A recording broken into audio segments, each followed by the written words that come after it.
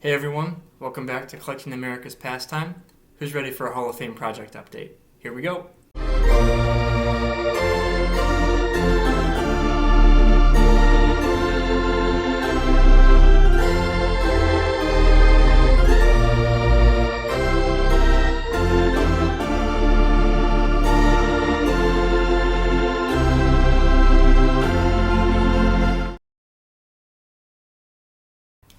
Hope you guys are having a good night.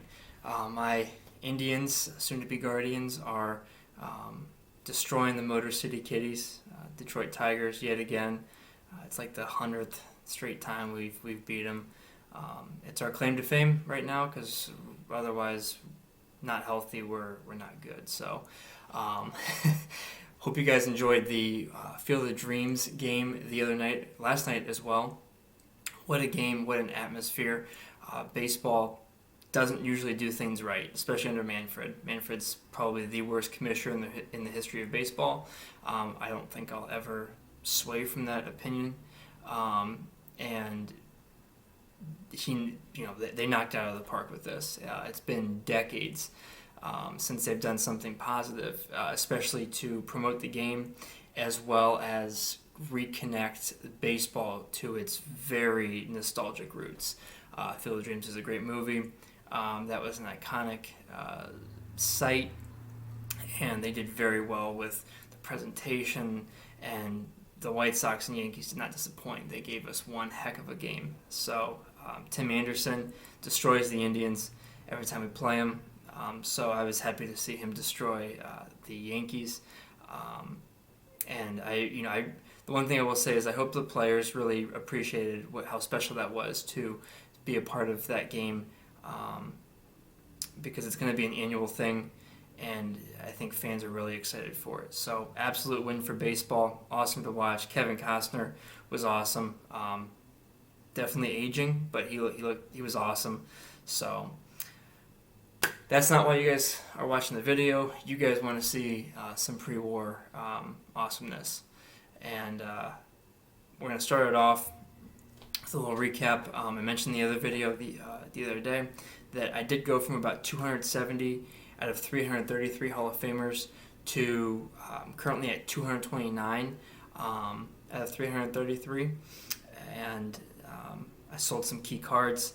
So financial reasons, card market's booming. It didn't make sense to get out of some, not get out of. I was into them at great prices, but make myself a bit more financially comfortable in life at the time. So definitely made sense to sell, but nonetheless, it was still sad. So cue the sad music.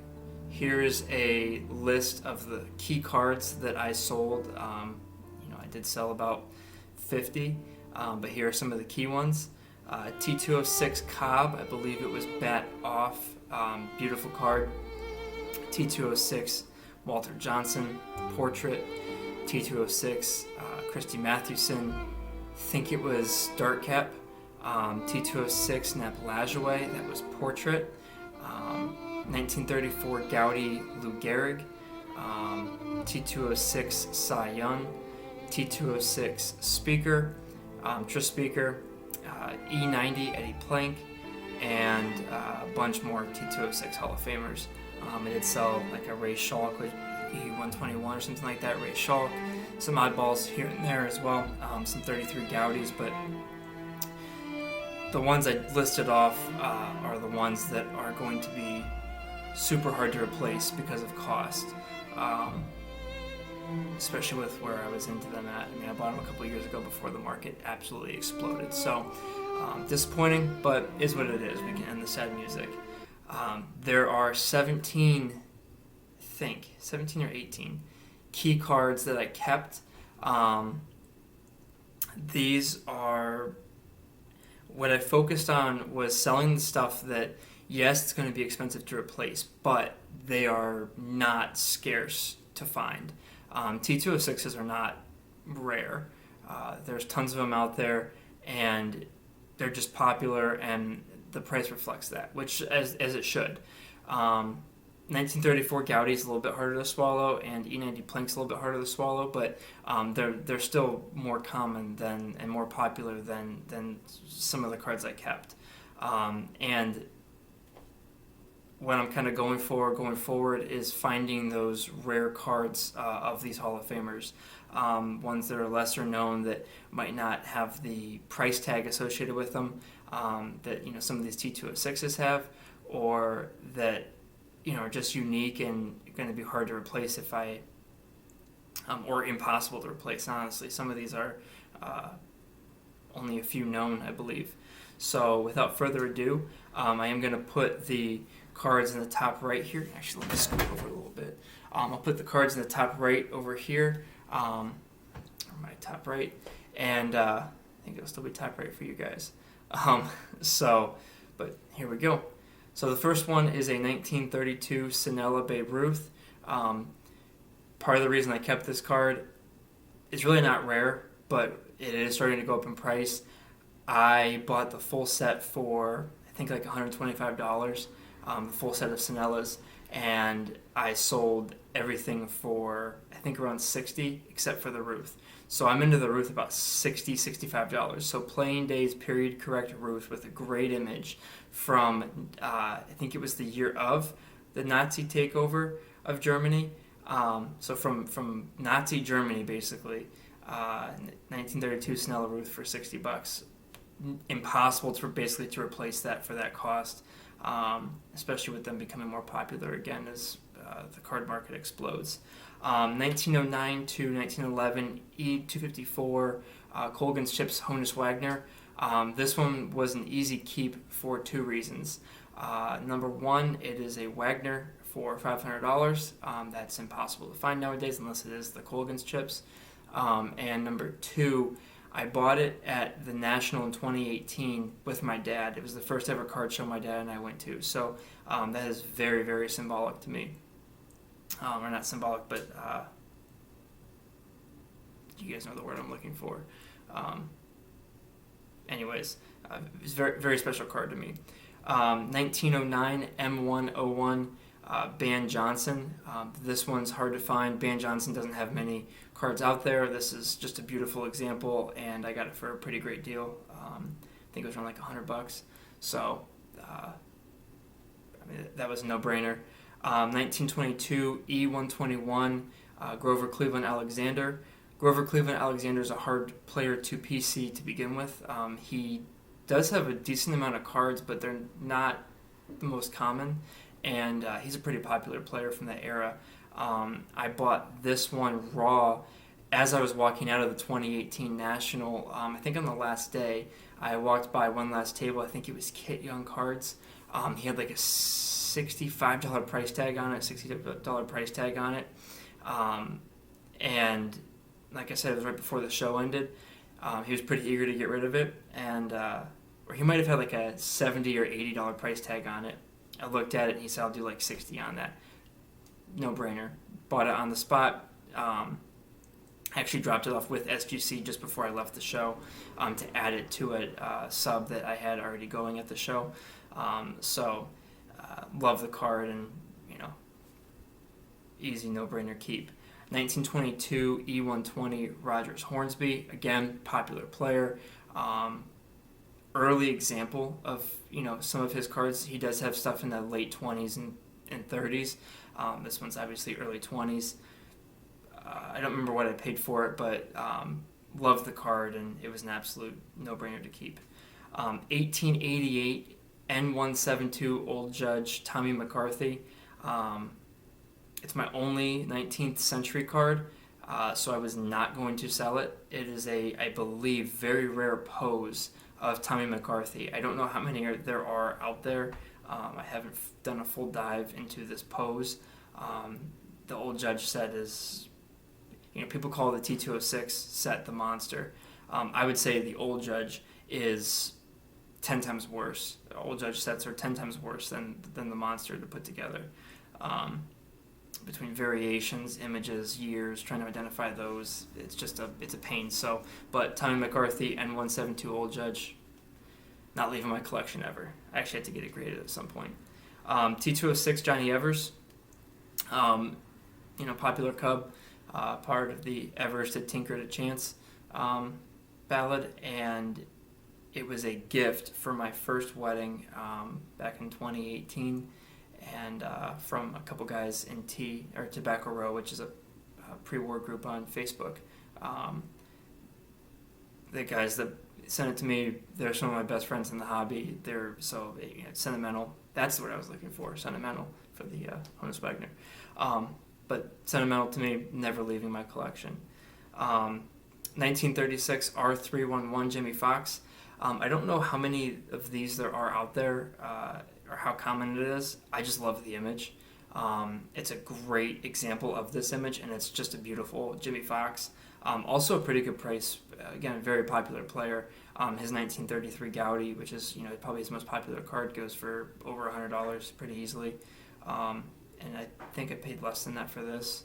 So, and I like the image better.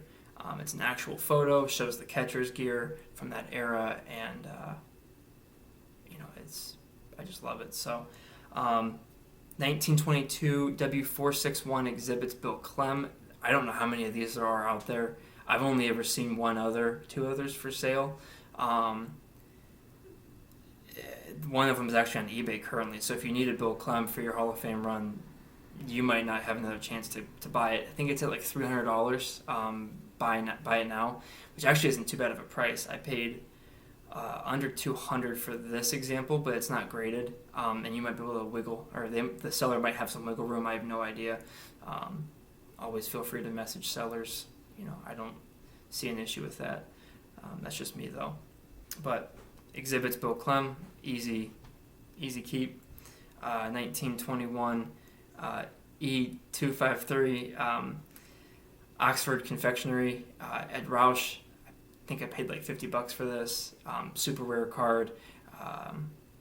So I think there's another channel, Southpaw Dugout, maybe. I think that's the channel name. He has a Oxford Confectionery George Sisler, which I would love to have. It's a gorgeous card. It's a great set. Great image, or great photos of those cards, and they're very rare. So, the 1931 W754 Metropolitan Branch Rickey is up next. Branch Rickey, as you know, is the person that signed Jackie Robinson. He doesn't have too much out there. He has a Cracker Jack, which, that's several $100 minimum if it's up for sale, and those don't come up for sale very often. And he has some team photos as well. Yeah, this is one of them. This is, I think, his earliest team photo issue card. I think he has one in the 1941 or 1943 set for the St. Louis Browns, or Cardinals. Either way, love this card, love the image, and again, pretty good price on it. So, 1913 T200 Fatima Rube Marquard. This card is just awesome. I don't know. I think they're more. Would you leave? Get ice cream. Sorry for the distraction. Go ahead and get your ice cream. I can never deny my pregnant wife ice cream. So, anyways, 1913 T200 Fatima Rube Marquard. I don't know how rare these are. Honestly, in my hunt for more rare cards, I found this and instantly fell in love with it. It's a great image, and I got it for about the price of a T206, if not cheaper nowadays. So, easy keep. 1969 top special issue Bowie Kuhn. Super rare card. Honestly, I've only seen a few up for sale ever. I was an idiot and passed on one that had an auto. It was a certified auto. I think it was PSA graded even. And no, it might have been JSA, one of the two. Anyways, I ended up paying the same price as I would have for this, if not more.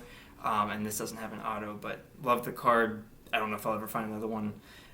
So easy keep. 1997 Canadian Hall of Fame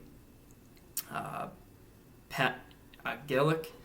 Again, I've never seen another one up for sale, so easy buy, easy keep. 1923 V100 Frankie Frisch, Epirixie, Ross Young's. These are Willard's chocolates. These ones they're pretty rare, but I included these on the list. I have some other ones, like I have some exhibits of some Hall of Famers that I love. But I don't know the price on the exhibits as well.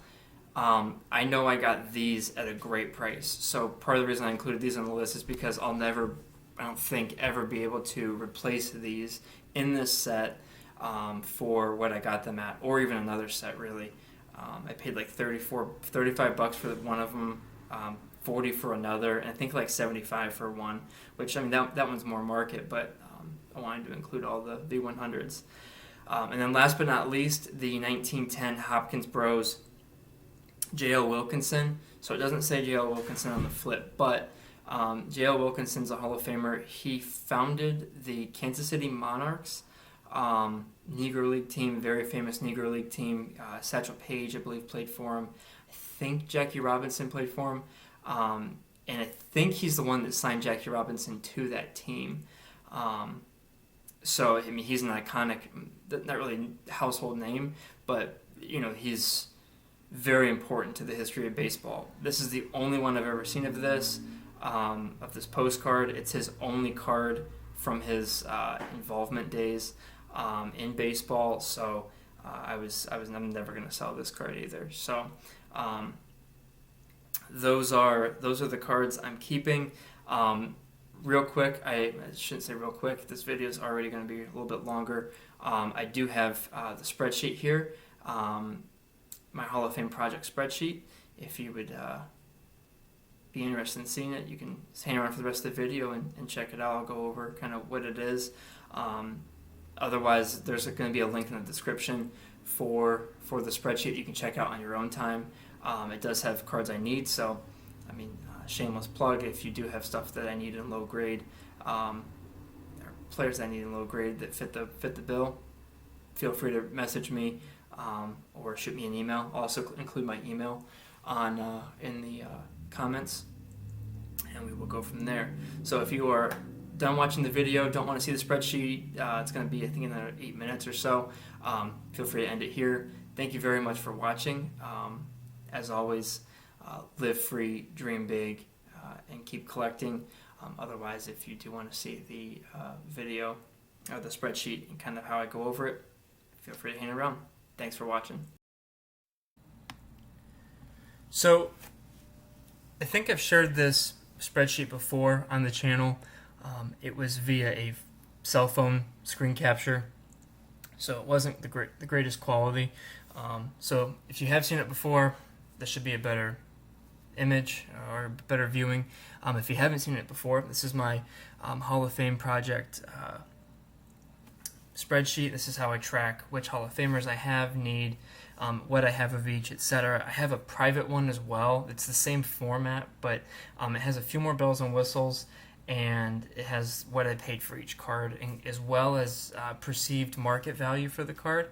That way I can keep track of how much I've spent on the collection, as well as what the collection's worth. So, and that definitely took a hit after the sell-off. It was quite incredible how much the collection fell in value, or how much I've spent, but it's still an excellent collection. So starting from the left here, columns A and B, you can see the Hall of Fame class progress. So it's every class, how many there are in the class, how many I have, the percentage, etc. So for example, the first class, 1936. I don't have Cobb anymore, don't have Walter Johnson, don't have Christy Mathewson. I do still have Babe Ruth, and I still have Honus Wagner. So 2 out of the 5 for a solid 40%. Pains me that that's not 100% anymore, but it is what it is. I'll get back there. Then you have the year they were inducted, primary position they were inducted as, or like an executive or manager. Pioneer was one, umpire, etc. Primary team they were inducted as, the career, how long they played from win to win. This is very useful because, again, this project is only playing days or involvement days. And then obviously their name, quantity. So this is just, I just put the 1 in there for easy formula. And then this really should just say acquired, but it is what it is. And then card year and type. So this is what I have of that player, or there are some of them, and you'll see that show something over here, but nothing in the quantity acquired. That's because I've done a lot of research on which cards I might want for some of these players. Some of them only have 1 card. So I put that in there just as a reminder of that's the card I need for that guy, or that's a card I would like for that guy. So, and then top right here, you have the how many Hall of Famers there are. There are 333 as of 2021 so far, and I have 229 of them for a solid 68.77%. So, and as you can see here, just do a quick scroll. Like here's one right here, Cap Anson. He has an Old Judge, he has an Allen and Ginter, and he has a Mayo's Cut Plug. I would take any of those of him if only I had the money. But that's one that I'll acquire way down the road. He also has, I think, an 1874 woodcut. It's a team photo. I haven't decided if that's an option or not. I don't know if I want to keep it individual or if for him, because some of these might not be as obtainable, maybe if ever in life, who knows. But that would be an option. That's more affordable. I think that's in the $50 to $100 range. But again, you don't really see those too terribly often. So keep scrolling here. Sisler, I still need. I actually sold him. I had the European Turf Cigarettes 1925 one. Has his name on the back, doesn't have his name on the front, and I'd rather have one that has his name on the front. So, yeah, as you can see here, kind of scrolling through, some of these I have not showcased on the channel. Depends on when I acquired them. I did take a long hiatus. Some of them I bought during that hiatus. Others are on the way.